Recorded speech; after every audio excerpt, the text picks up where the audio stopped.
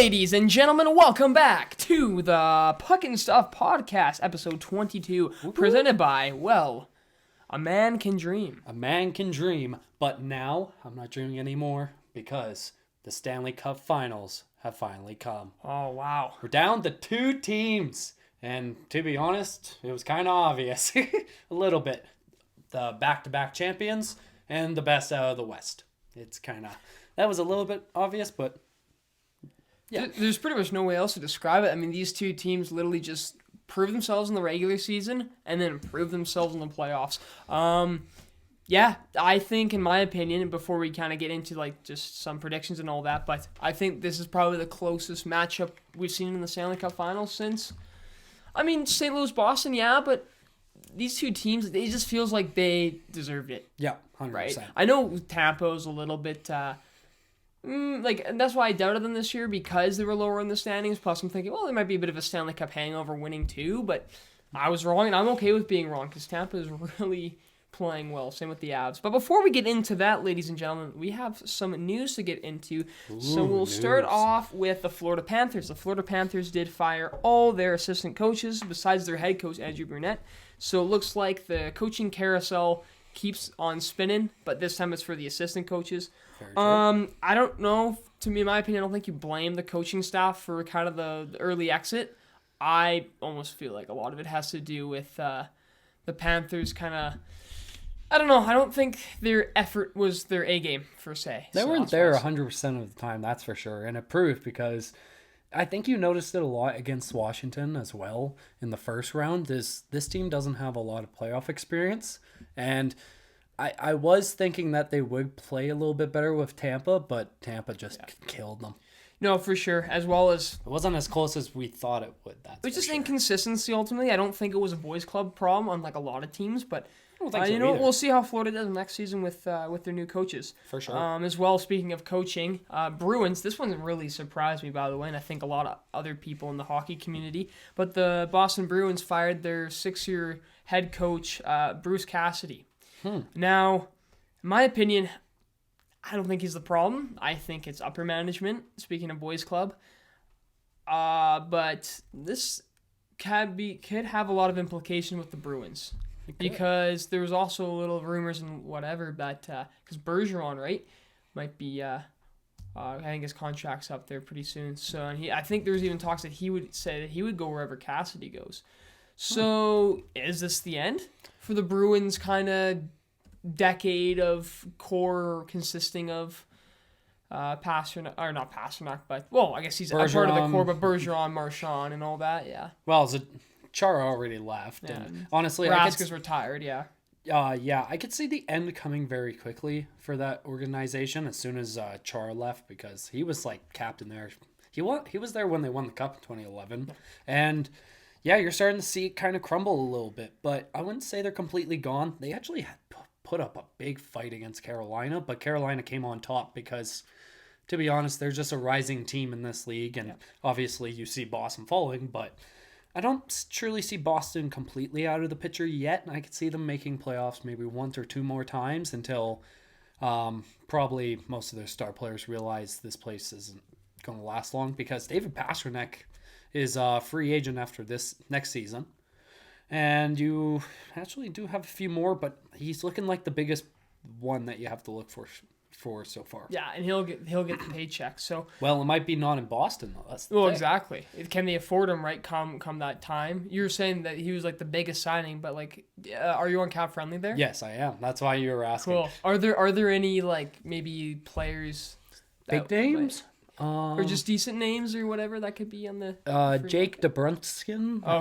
So DeBrusk, okay. DeBrusk. He's been in the trade rumors for a while now. That's true. Linked to Edmonton a lot for some reason. Their defense are pretty stacked. They're pretty solid on their defense for like contract wise. Nothing truly ends until like, not a major one until at least 2024, 2025. For their forwards, I'm not seeing crazy much either other than Pasternak and Jacob Bruns, like you were saying. But yeah, it's kind of like you're really starting to see the fall of an empire, and it kind of sucks because I'm like, oh, who am I going to get the want the Leafs to exit them out of the first round, right? Yeah, exactly. That was the favorite for always doing that for us. But yeah, it's really weird to see that empire kind of crumble at its feet, and you're seeing it now. It's really weird. Ultimately, I think Bruins just need to get their prospect pulling up, so hopefully their scouts kind of can grab some few late first rounders, and maybe they can kind of go in through the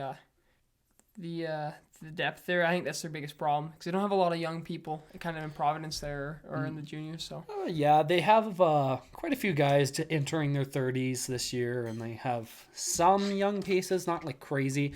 Oh, you're also right. Bergeron is UFA this offseason as well, so there is a good chance that he could follow where the Bruins coach goes as well. So that's one thing I've noticed. I got nothing much to say about that. Well, I was going to say, speaking of the Bruins, former Bruins, Jeremy Lauzon just re-signed with his new team, the Nashville Predators. 4-year, $2 million per.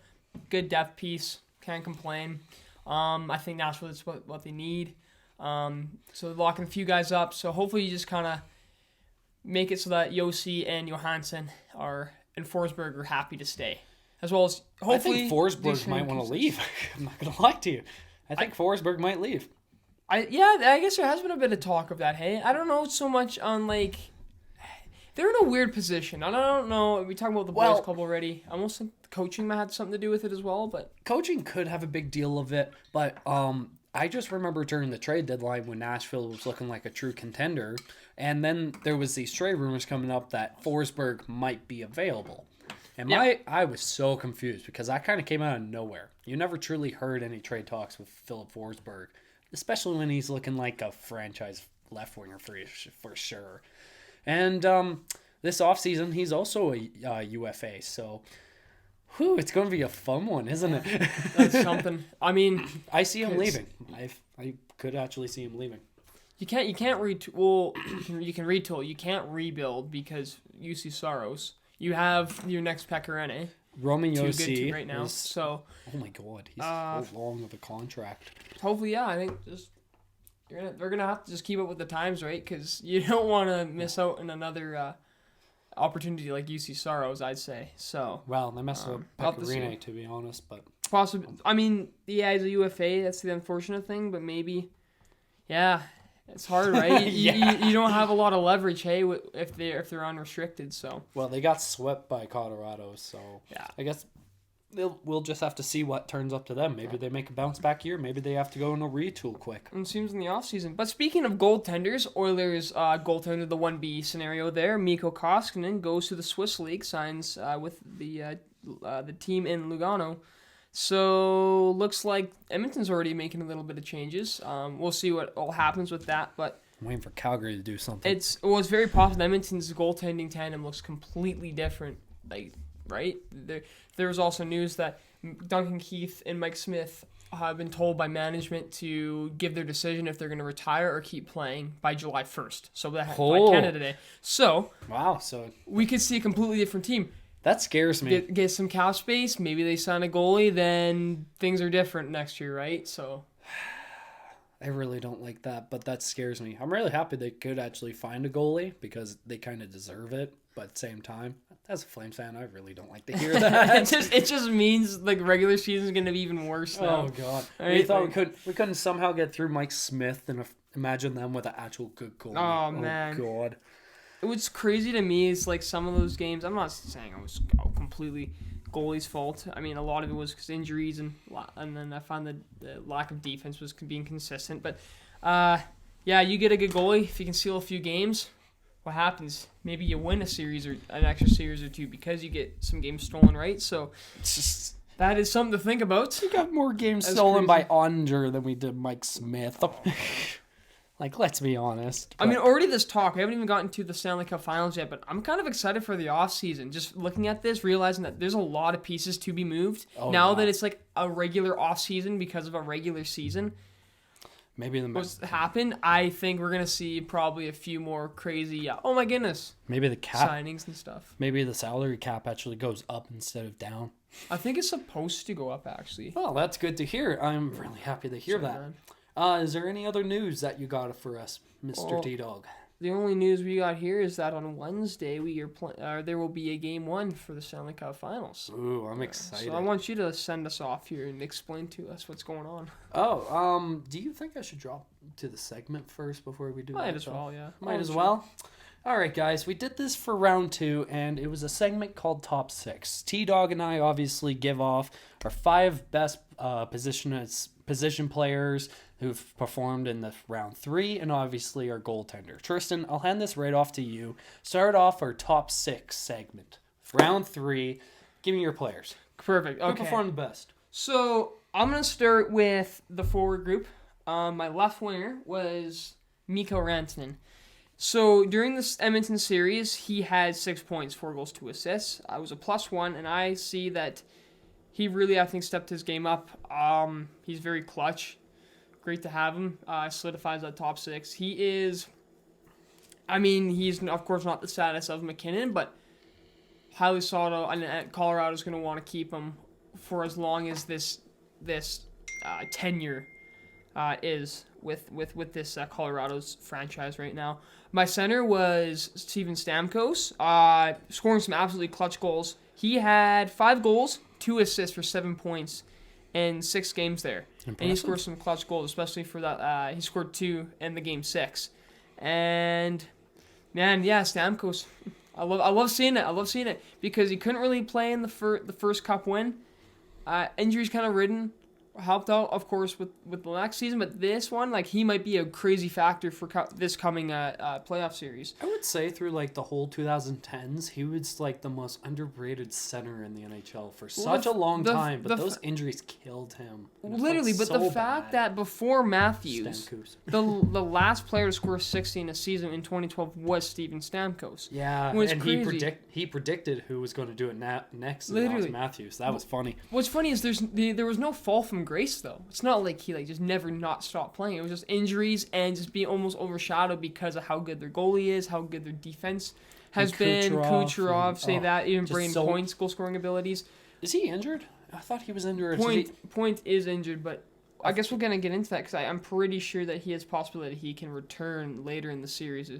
So all right, that would be very, very good. My right wing, though, speaking of the Lightning, have a few more Lightning players than the other ones, but Nikita Kucherov, what else can you say? 4 goals, 4 assists, 8 points. You can just tell his presence, big body. He's big body, right? He's good hard on the puck, and scoring, and assisting on scoring when time is needed. Just being dominant. Sorry, 3 goals, 5 assists. My bad. The other person on the top was Andre Plot with 4 goals, 4 assists, but 3 goals, 5 assists. Anyways, he's contributing no matter what, and it can also prove because he was a +4 during the Rangers series. Now, in my defense, Cale Makar on the lefty. Of course, Cale Makar. He was leading in points for Colorado, the Edmonton series. 2 goals, 7 assists, 9 points. Gets in on everything. Crazy skater. I've said already so much about him. Always deserves that spot. And then Victor Hedman is my other defenseman. Just typical Victor Hedman, just playing his position completely well, getting in on those goals, getting on the power play, and it's just working out for Tampa Bay. And my goalie, Andrei Vasilevsky, that dude literally was just stealing. The entire series, I guess we'll get into kind of a recap, but,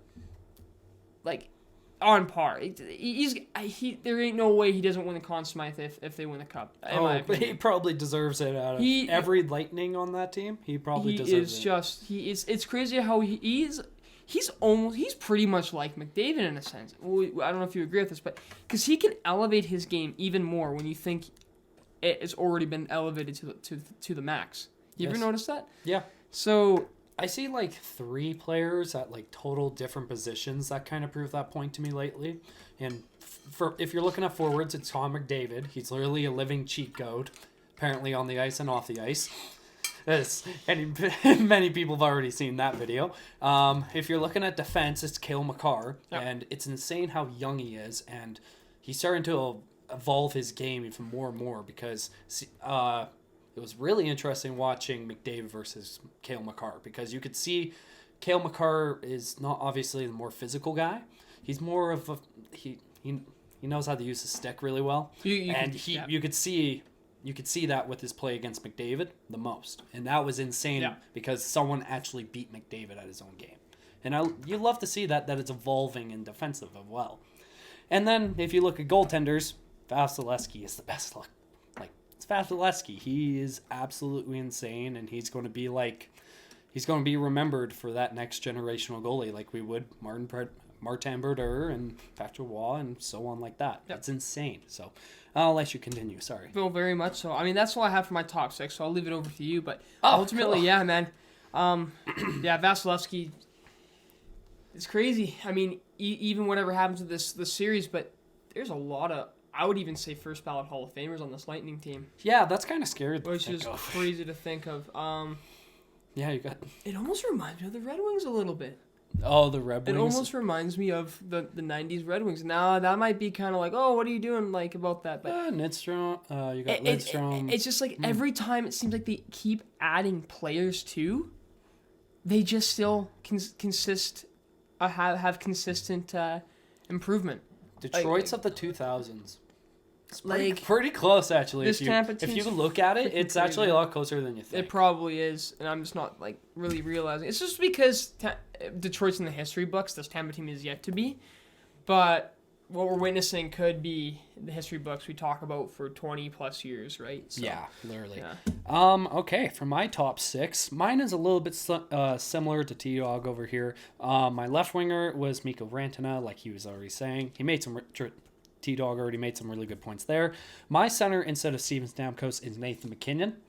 And I don't truly have a whole lot to say. This player is explosive, and he is, wow, what a player. Like, Connor McDavid levels a player. This is going to be, I believe, like I said a few episodes ago, this is going to be our Ovi and Crosby for the next generation, in my opinion. You could say Austin Matthews in that sense with his scoring, but if you look at like 2 comparisons of 2 best players in hockey right now, it's those 2. Yeah. Austin Matthews, I do give you the credit for scoring 60 in a regular season, and that's truly hard to do, but it's not worth it when you don't make it past the first round. It never is. And these 2 have been proving it a lot, in my opinion. Right winger, I have Kucherov as well. I don't really even have to say much. God, there's so many future Hall of Famers on this team. It's insane. But Kucherov has been proving it for like the last 3 to 5 years with the Lightning. Do you think he gets on the Bud Light Hall of Fame? I wonder if they'll have that. Brady Tkachuk probably be on. Yeah, Brady Tkachuk, Nikita Kucherov, maybe John Cooper too. That actually, that would be. Was pretty railed. If you go to a party, if you go to a party, or Patrick Maroon has to be in there too. And yes, Ovi. He does. Ovi during 18, when it was 2018, you had summer Ovi for that summer. Oh, it was insane. I loved it. And they live in Florida. Like it's almost like they're like, come on, yeah, like you have to, right? You're just begging us to at this point, man. Exactly. All right, that was funny. So for my defensemen, they're pretty much the same as Tristan's over here. We have Victor Hedman and Cale Makar. Cale Makar is looking like the youngest promising defenseman to come in the NHL, and I believe Victor Hedman has been leading the charge as one of the best defensemen in the league for the last, I would say, 3 to 4 years. Yeah, you can even go more, but for sure 3 to 4 years in the sense of like you really eye-opening even to like people who aren't completely engulfed into the hockey sphere. I would say in the last 2 years he was truly eye-opening because of obviously that impact he had for the team winning the Stanley Cups. But yeah, I would say almost 5 years he's been up there in one of the top 3 best defensemen in the league for sure. I'm very shocked to think that Erik Karlsson was on that list like 6 years ago. It's a sad fall from grace, man. And I mean, he was a great player. I think it's just life, right? Like it just things happen, and then it's just kind of, unfortunately, you just get to see. I wish you could like find a place on a team that can maybe do something, and you can at least solidify a little bit on the depth line. That'd be really nice. That would be really nice. And obviously, my last top 6 is my goaltender, and it's like Tristan over here said, Vasilevsky. Why? Like, who else would it be? Like this team. Oh, this goaltender is absolute insane. He could literally steal a series from you. This is another, like, one of those goalies or players that will steal a series from you. And that's my top 6. Tristan, I will hand it over to you. What do we got next? Man. Well, we should probably do a quick little recap, hey, on the series because we never really did from it. We did, I guess, for the Edmonton, Colorado, but We did it for second round, so we might as well for third. Tampa and New York. I guess we'll just kind of go back to Colorado, Edmonton, but I have some stats there. But like, what do you got? Like, what's your kind of consensus here going into that series, the ending of the series, and Colorado going into the finals? I kind of figured, so I was right on my prediction. I did say Colorado would win. I really did. The amount of games it would go in, not even close. I did not think a sweep would. Sweep came out of nowhere. Like, I didn't even think it would. Like, I wish it happened because I was a Flames fan. I was mad at what just happened to us, but that works too. And right after I saw that offside call in game 1, I was like, oh no, this is like going to be like one of those weird ass series. And it kind of was. Like, it was still good competitive hockey, but it was like, very odd. And it didn't feel right. And there was a lot more speculation with Canadians on, like, since Bettman's been in the league, not a Canadian team has won the cup. There's been tons of speculation on that, and it keeps going more and more. And to be fair, almost 30 our years. teams are garbage. Yeah. Most of them, not all of them. I mean, that Edmonton team in 06 should have won. Calgary was very should have close. won. 2006, maybe. 2011. Speaking of equal competition, Boston Vancouver 2011 was very on paper and in the regular season were very close. Of course, the series was weird because Vancouver would win a game by 1 goal, but then Boston would absolutely just kill them, like 7-1 kind of thing. Wasn't Vancouver the President's Trophy that year? They were. I mean, I guess curse. they're as with the curse and stuff. This is the weirdest thing because they never even touched the cup either, too, right? Like I was actually like a week ago just watching back some of those videos because some of my like earlier memories for say of like watching hockey and being really into it, and I have a bit of a soft spot for that Canucks team just because like my family's from the coast over there, and then of course like my mom being a Canucks fan and stuff just from the childhood, so. Yeah, I don't know. It's kind of funny looking at that, but kind of back to what we were saying. Yeah, like, back to what I was saying. Yeah, for sure. I can't even remember how we started on the conversation. Oh, I got it. So basically, we're back to Edmonton, Colorado recap situation. Yeah. Oh yeah, it was the offside Bettman thing. Yeah. Yeah, and I'm not gonna lie, maybe Bettman does have something to do with it, but our Canadian general managers, I guess, don't know how to build teams right, or who knows? It's the biggest theory in hockey right now, but we'll move on from that to another day. But overall, decent series. Mike Smith kind of showed his colors of his talent as a goaltender kind of again, but it was really sad to see that was a tough OT in the 4th game for him. That was really tough. And yeah, that series I don't truly have much to say. Yeah. It's more of the Rangers and Tampa series I watched because I watched more of that than the I'll quickly just say like the Colorado Edmonton stuff and then we'll go in. But ultimately, with the Colorado series, I said Colorado in 6, but I also said if Edmonton wins that 6th game, then they win in 7. Now, ultimately, I think it was closer. I think Edmonton could have honestly even pulled off one of the wins and maybe lost in 5, but they did kind of blow ultimately Colorado was just the better team. They got the better goaltending. They just had their number, and the fact that Makar has, like, it's not that he had McDavid's number per se, but he is one of the very few defensemen that actually can play with him. And that is phenomenal. Exactly. And it's not just you playing the body. Like, I remember if I watched Tanev go against him, he uses the body. Makar can just use a stick. I remember seeing him poke check him like twice, 2 or 3 times in the series. This is so crazy. His stick control is absolutely insane. It's like he is, speaking of human cheat codes and stuff, it's like a game of like Ishol on like NHL 20. The guys like swing the stick like this. Yeah. You know, the stick is like an absolute brick. Like you can't break it no matter what. And like someone trips the guy and you can poke check like that. That was what Makar was doing to McDavid. Oh my god, it was crazy. It was crazy. They were just getting the scoring. Edmonton, of course, had some scoring. And I'll just quickly go into some stats here. So McDavid had most points, 3 goals, 4 assists for 7 points there, but he was a -4. Then it was Draisaitl, an injured Draisaitl, by the way, still had 6 assists in 4 games, was a -3. Then Zach Hyman, great signing. I'll always say that. Love Zach Hyman. 3 goals, 1 assist, 4 points in 4 games. He was a -2. Oh. But ultimately, yeah, Colorado's just a better team. And it just showed from the first game was a weird one, but pretty much every game it showed that Colorado was better. But Edmonton could have honestly maybe won one or two.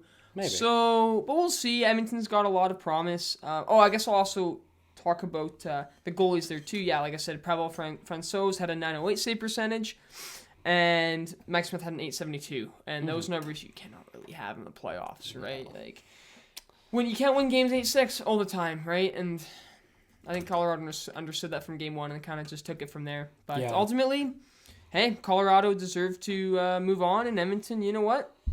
Fix a few things, and they could be right back where they are next year. We could be talking about this, right? So. Exactly. We got a lot of offseason to talk about, so sure. It should be interesting for most of the teams in the league for sure. And I think we're going to wrap up with that recap for that team for that series. And are we good to move over to the next one? Tampa, New York. This series. Oh, this series was great. This was a great series because you had an absolute underdog in the Rangers. They were kind of like. They were down in a lot of series. Obviously, first round, they were down 3-1, came back and won in Game 7. Yeah. A lot of people had controversy on that one. And went to round 2 versus Carolina. They didn't have the goaltending. That probably could have made it a really great series, but that's sad, and that happens sometimes in sports. But this series, you were versing a dominant team in Tampa that were trying to go to the Stanley Cup finals for the third time and tried the three-peat. And then you had an underdog like New York, and Igor freaking was on his head. Yes. All that series. Did you see the amount of like clutch, like almost Sportsnet top 10 saves he made just in Game 7 or Game 6 alone? Bro, it was phenomenal. It was exactly how I wanted it. I wanted a goaltending battle, and oh my god, I got one. How many 1-goal games did we get in that series? Like 3? I 4? think almost every game was at least 2 or 3. Like, it was close every single game. And that's what I love. The East is actually becoming more deadly other than just, like, the Atlantic. Because that Metropolitan has been really quiet since Washington. But it's nice to see the Rangers are coming back up with their young talent again. Like, that young line with Kako, Alexis Lemphier, I believe. Young line? It's Capo Kako, Lafreniere, and 72. Sure. I can't remember that. I can't remember either. But dude, that rookie line was absolute nuts. It's not Keandre Miller because he's a defenseman. No. I can't remember. But anyways, I'll continue on about this series. This series was a battle from Game 1 to Game 6. Like, you saw it all the way, and like I already said, most of the team were on their head. Jacob Trouba, I saw, was kind of lacking a bit. Oh, yes, Philip Hedl. Yep, there we go. But that young line killed it for this playoffs, and that's really good. If I was a Rangers fan, I would love that because, dude, first playoff experience, and you get that far with that. You guys are probably in one of the best situations in hockey. Them and Carolina. Literally, people are gonna go off on like Lafreniere because he was supposed to be the next Crosby, but he's showing that he is a number 1 pick. Like, he's proving it. Just give him time. He's already comfortable in the NHL position, and he looked comfortable in the playoffs. Yeah, he did. I can see this kid. I bet you he will rack up at least 1 or 2 seasons of 100 points. I could probably give it a few years, but this Rangers are going to be freaking scary. Yeah, especially I think they actually improve next year. Actually, trade Panarin, get some cap back, and then deal with some depth on the D line there, and then. Ooh, you could be a deadly team if you actually do that. I'm not gonna lie, but we'll have to see. Am I good to kind of go on to my stuff? Yes. Okay, so I'm just trying to like piece everything together and correlate it because ultimately how I see this is the Rangers, Tampa Bay's more experienced. That's why they won 4 straight. Mm-hmm. Rangers won the first 2, and a lot of it had to do with power plays. Like, the problem here with Panarin, that's why I was calling him out there about the trade and whatever, is because Panarin really is only kind of scoring on the power play. He needs to be more clutch. Kreider was a bit more quiet for say in this series. I really did like him throughout the playoffs. Zibanejad, I don't got no problem with him. Like, he's just always been a great pickup. I'll just quickly go through the points here. Yeah, go ahead. New York's top 3. Zibanejad was number 1 with 3 goals, 2 assists, 5 points. He was a 0 on the plus-minus rating. Then it was Frankie Vetrano. Phenomenal pickup. I love that pickup. 2 goals, 3 assists, 5 points, +1. Rangers were really good with pickups actually this offseason. Or this deadline. And then Panarin was number 3, 2 goals, 3 assists, 5 points. It was a -4 though, and I think a lot of those were from the power play. But Shesterkin had a .933 save percentage, and he lost the series in 6. That's just absolutely outstanding. That is insanity. Russians are a different breed. I tell you, man. Russians are just a different breed of like just good. They're just good. When they're good at something, they're good. They're just good at it. So many examples. You could go off of so many examples, man. Like you look at Ovi, you look at Malcolm. Sadly, those are the two. Those are probably the 2 biggest names you could think for Russian players nowadays. But yeah, there's still so many talented Russian players, even coming up. Well, even Vasya, we were just talking about him. Like there's so many good players. Maybe Nashville will be happy with if Askarov is going to be just like Shesterkin. Maybe more, I don't know, more like Mike Smith. He likes to throw the stick out a lot. But anyways, so I'll just go through Tampa's points. Palat was number 1 in the points there. So look, Tampa gets depth scoring, and look what happens. They win the next 4. Wow. So 4 goals, 4 assists, 8 points, +6 literally. Kucherov was 2nd in points, 3 goals, 5 assists, 8 points, +4. Then Mr. Steven Stamkos, 5 goals, 2 assists, awesome, 7 points, +2. And then Vasy had another amazing Series 2 with a .919 save percentage. So what I take from this is Tampa has... Oh, it's thundering. Ooh, that's a thunder. Nice. But Tampa has the experience. You can tell with this series... They were down to nothing, but they weren't even phased.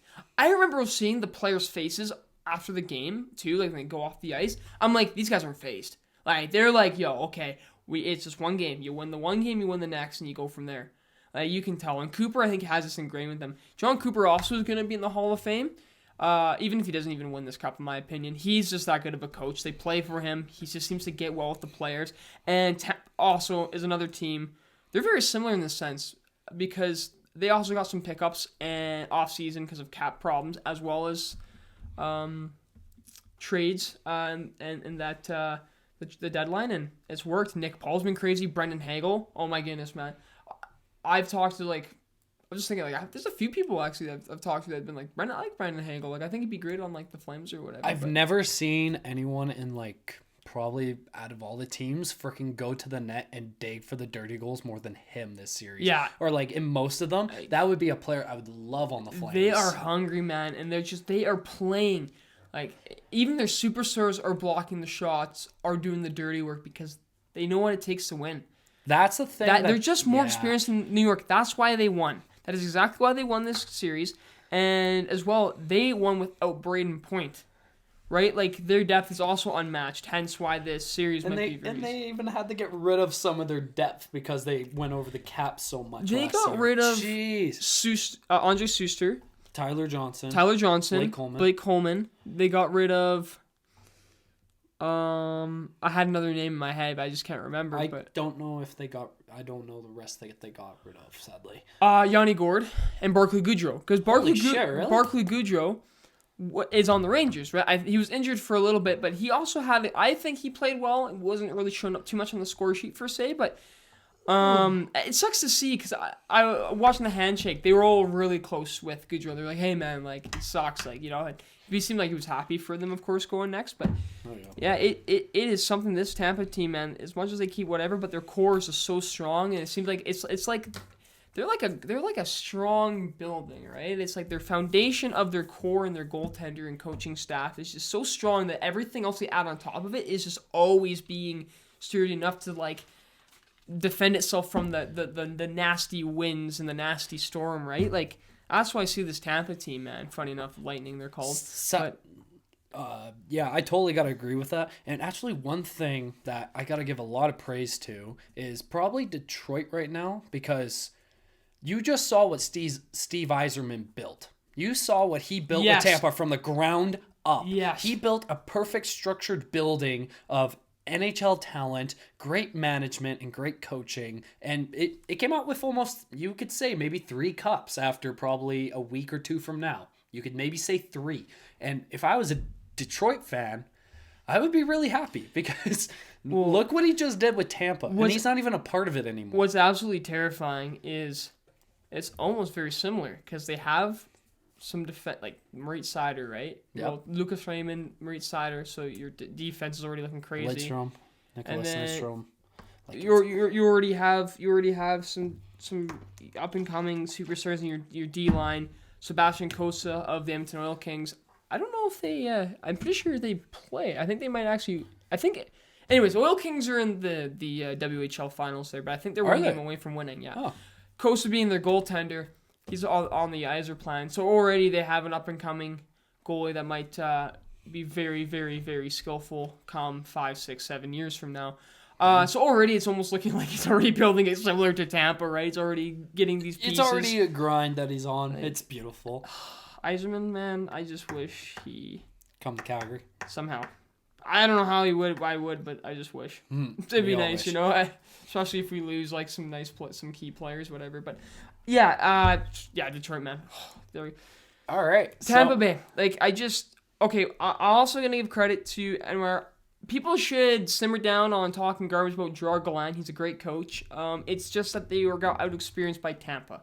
I think NYR just literally needs to you don't even have to even retool anything. I think you just add some pieces, sign what you need to sign. In my opinion, I think Panarin, you could even let him go and find some more depth pieces, and you would still be fine. That's my opinion. He's on. I just checked. Panarin's under a really tough contract right now. He's on an $11.5 million contract for 6 years. That's what we're so hard on. Oh, yeah, that's true. That's what we're so hard on because it's $11 million. But this guy, like, what was it? A 90-point season? But I don't think he was. I don't even think. Oh, yeah, because I think he was dealing with injuries as well. That's true, but the playoffs here just wasn't as sophisticated. Like, I just found Kreider just had more of an umph to his game than that.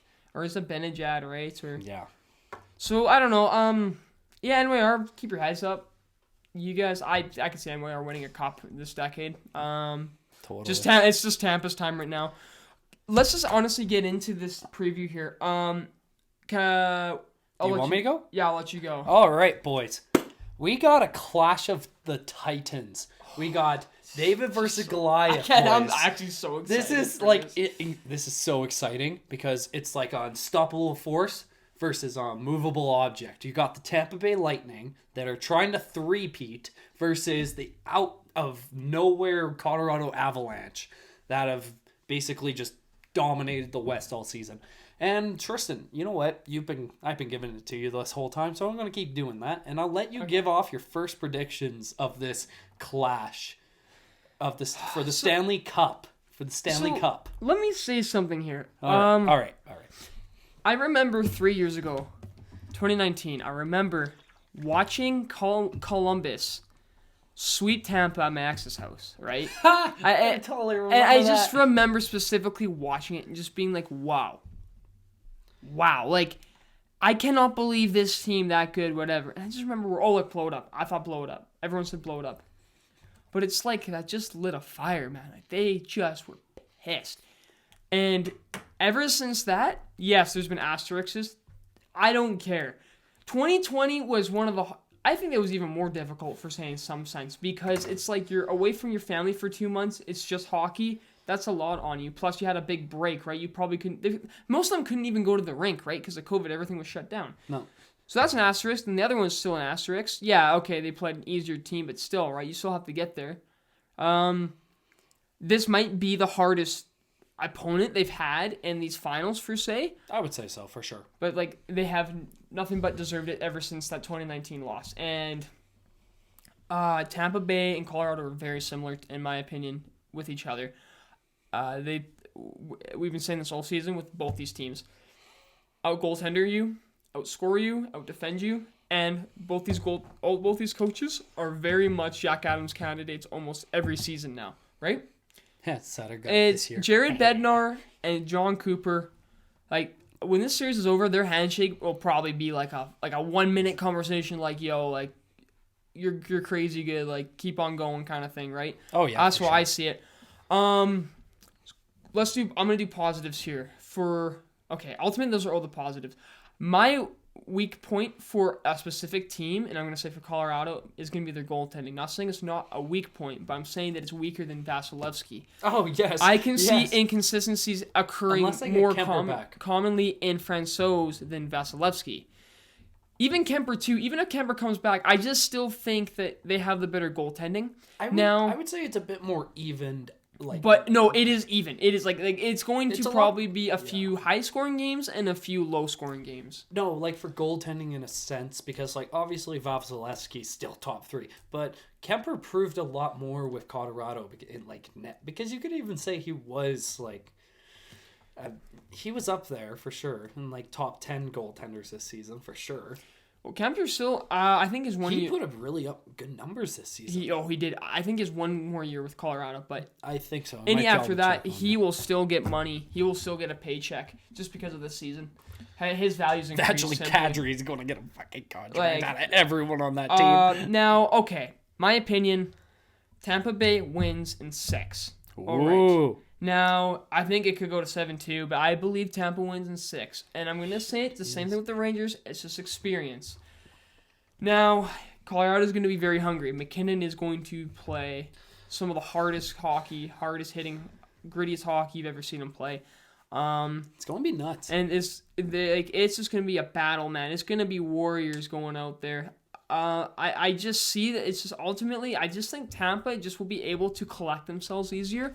I think for, say, you come into... the camera? Oh, the camera's good. It's just does that. I think if adversity comes into effect, Tampa is better dealing with that. We saw that with being down 2-0 and then coming back winning 4 straight. Colorado, though, is not going to give it without a fight. You know what? This is my prediction. We're going to have about 3 overtimes. Two of them are going to be double OTs. Oh my god! Like, I think these guys are going to be actually so close to each other, as well as think of it. Both these teams have some injuries, key injuries that some might come back, some might not. We were talking about how Kadri and Cogliano are possibly going to be back for the series, but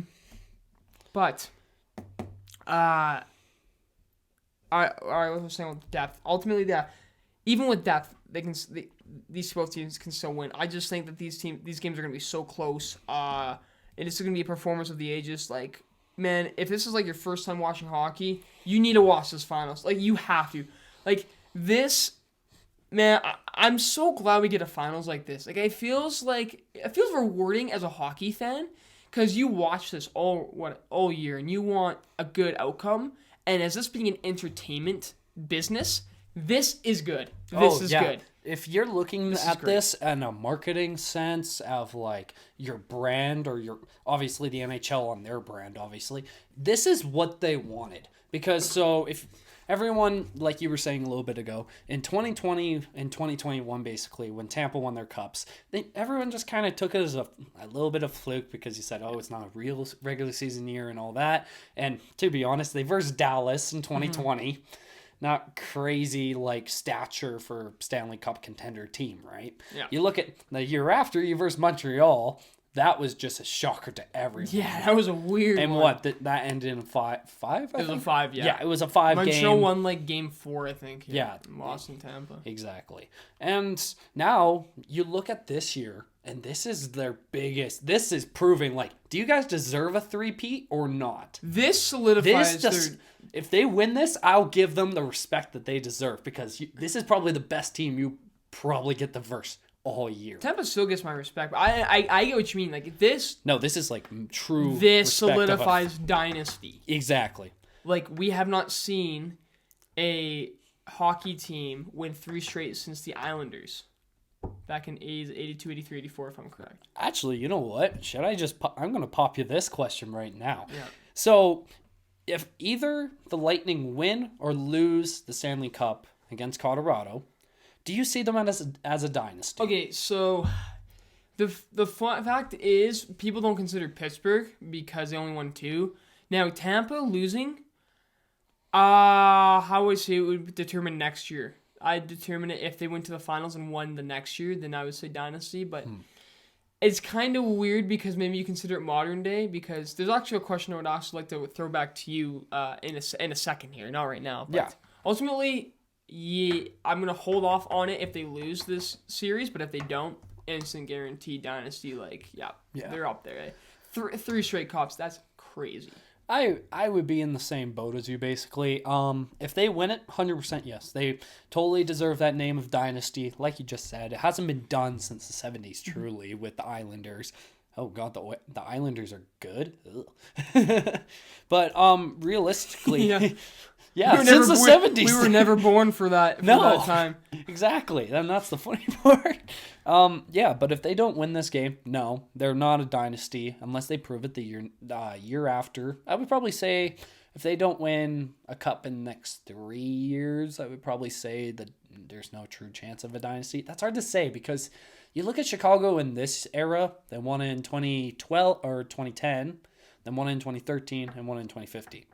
So I was gonna actually kind of ask this good little TikTok segment. You know what I mean? Oh yeah. This question to you because we talk about a dynasty for Tampa.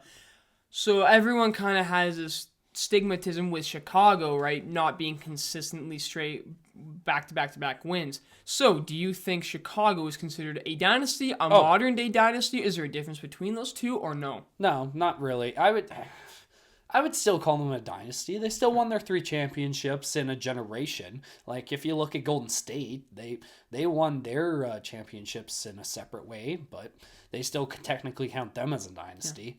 Yeah. I would totally say, even with Pittsburgh in that sense, it's really hard because they won in 2009. Yeah. Yeah, they won in 2009, and then they didn't win one until that 2016 season and won it again in 2017, I believe. Yeah, those two straight. They went back to back. And that was... You technically can't call that a dynasty because it's not in the same generation, but it's in Crosby's era. That's the thing. Yeah, it's weird. It's Crosby's dynasty in his own way because he won it with that team. But Chicago, through the 2010s, was a dynasty. Yeah. And if Tampa wins, they will be known as a dynasty. And that's what I think. What do you think of Chicago? Do you think for me, I've always said Chicago's a dynasty, and I know people are whatever, but so you don't win back to back, but you win 2010, 2013, 2015 with a similar core, and a good enough changes that it's like still like, but your core is always there, same coach, same everything. Exactly. And with Chicago, it's ultimately they were dominant between those years, even the ones where it was just LA who won those cups. Yes. So then you can even consider LA up in that kind of question too. Maybe not dynasty, but you know what I mean, that elite status. I would say they're up there. Every season from 2010 to 2015, Chicago was dominant. In the regular season, even in the playoffs. Chicago almost made it again in 2013. 2012. Because it was a Game 7 OT win for LA. Yeah, so they were that close. Sent them to the cup. Right? So things like that. They probably would have won too in 2012 because they versed New Jersey. Yeah.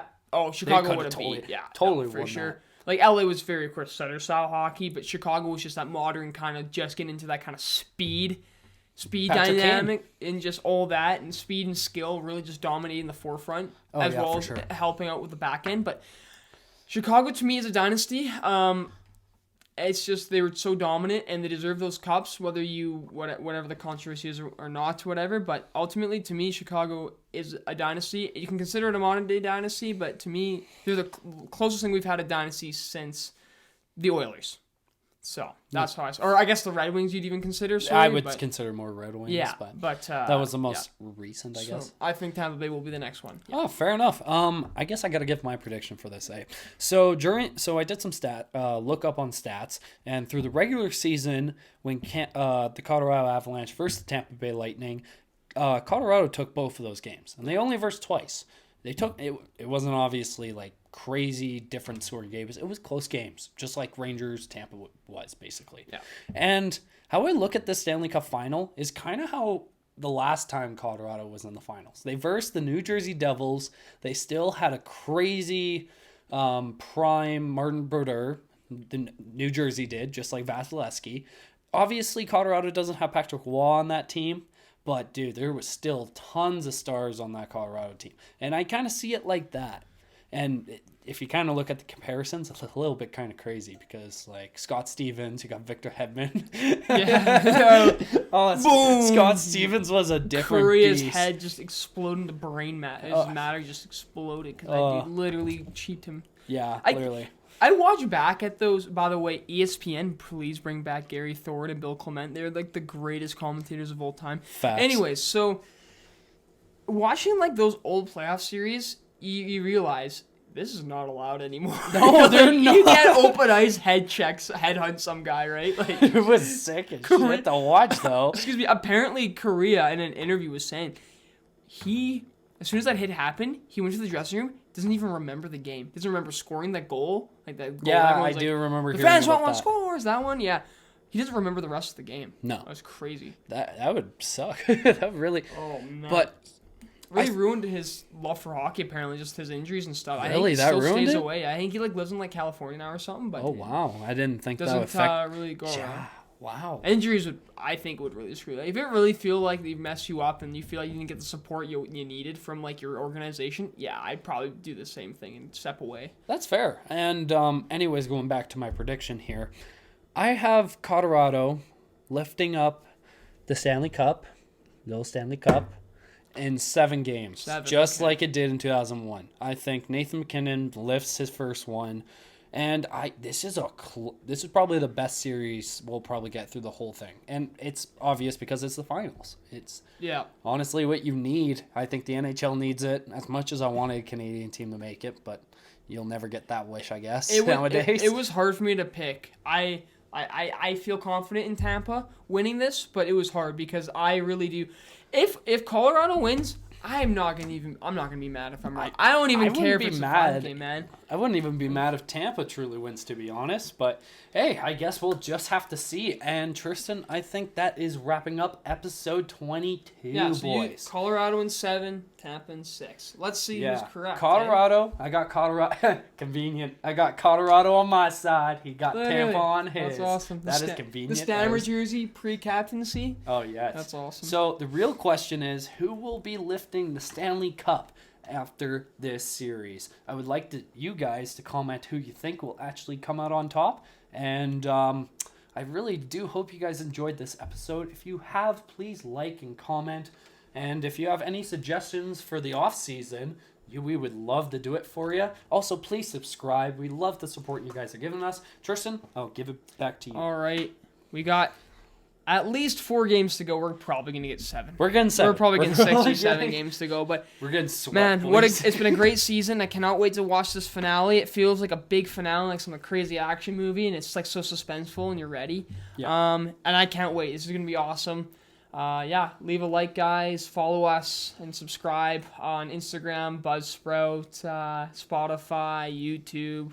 There's I can't remember the other stuff. Ultimately, too. Hey, we got a website. We also are getting a website up there, so you can follow our link tree there and check the website out if you want to. www.puckandstuff.wix.com/podcast. You can check us out there. We'll put it in the link to make your lives easier as well. And we're thinking of also starting up writing some blog posts. So if you like reading, unlike me with my short attention span, then by all means, see what we got to say about stuff like this, like the Stanley Cup Finals and other sports. And hey, guys, keep on rocking in the free world. Let's see what's going to happen. It's thundering outside, so maybe that's a sign. Nah. We all know who's winning. All right. Guys. It was, have a good one, guys, and hang loose. Peace. See ya.